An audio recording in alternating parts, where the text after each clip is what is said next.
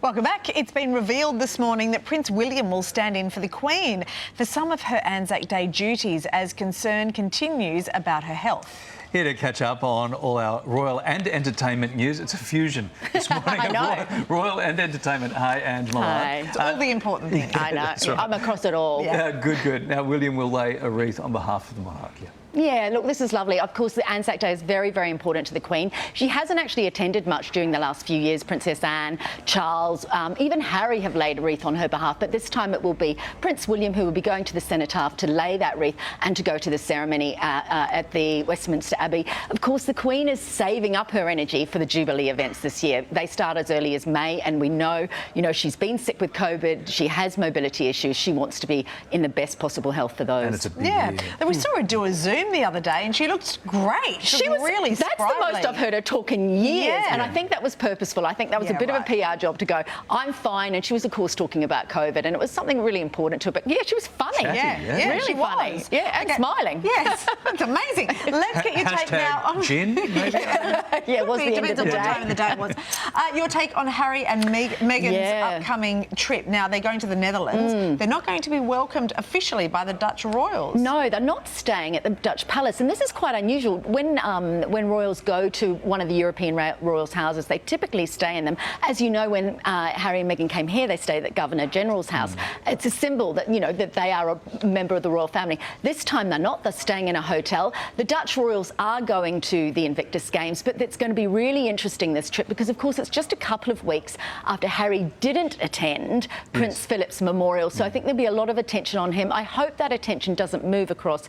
from those soldiers and armed forces personnel for whom the Invictus Games is such an important event. Yeah, absolutely. All right, we're going to hit some entertainment news now. You got the latest on the Johnny Depp trial, where his sister and friend have testified. Yes, so they've testified saying he is not a violent drug addict. We know that Amber Heard is claiming that he's addicted to pain medication, but in cross-examination, interestingly, the sister, Christy Dabrowski, had to admit that, yes, she was concerned about her brother's pain medication usage. But there was another really interesting thing in it where she said that Amber Heard was very jealous of Johnny Depp because he'd been offered a job with Dior, and she said he wasn't suitable for it because he was an old, fat man. So this is a toxic libel case.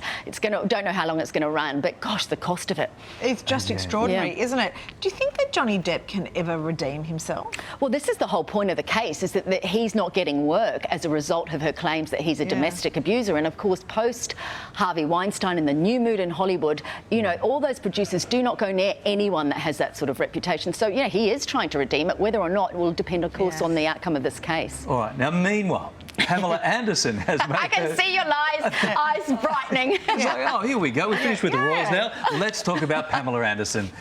She's made her debut on Broadway. Bless. I love this. She's in Chicago. She's playing Roxy Hart. You remember that character. She's so sassy.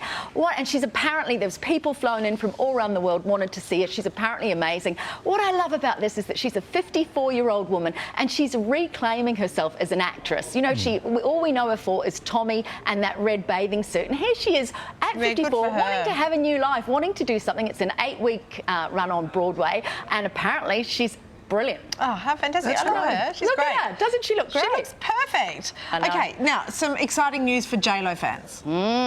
Netflix documentary. It's called Halftime, so it's about the middle of her life. Again, another woman in her 50s claiming it, wanting to tell her story. Look, of course, there's lots of J-Lo's story to tell. There'll be footage, of course, of her meeting, performing at the Biden inauguration, the Super Bowl, of course.